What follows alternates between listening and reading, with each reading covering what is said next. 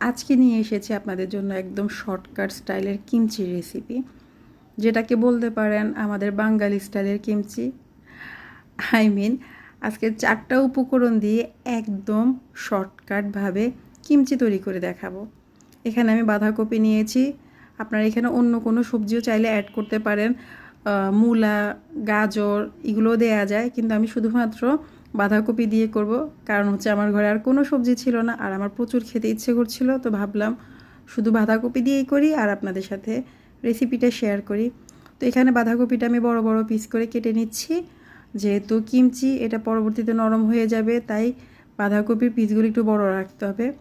আসেন, এখানে হচ্ছে যে 4টা উপকরণের কথা বলেছি, মূল মশলাটা ওটা রেডি করব। এখানে আমি গুঁড়ো মরিচ দিয়েছি, আর সাথে লবণ এবং চিনি অ্যাড করেছি।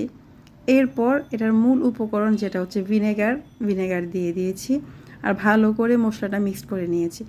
এই 4টা উপকরণ দিয়ে আজকে আমরা কিমচিটা রেডি করব, এবং খেতে ভীষণ মজা।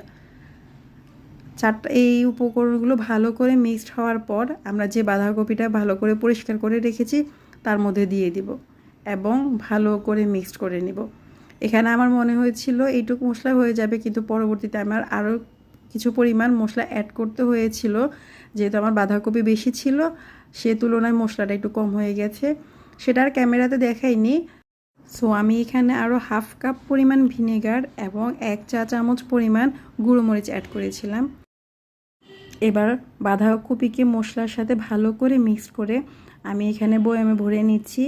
এটা আমি একদিন ফ্রিজে আগে সংরক্ষণ করব, তারপর সেটা খাওয়ার উপযোগী হবে।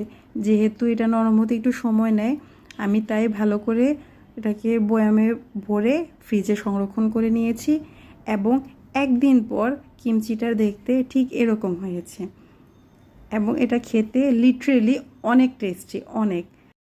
তো এই কিমচিটা রেডি করতে আমাদের মাত্র 4টা উপকরণ লেগেছে, এবং আপনারা বাসায় বানিয়ে অবশ্যই আমাকে জানাবেন এই শর্টকাট কিমচিটা কেমন হয়েছে।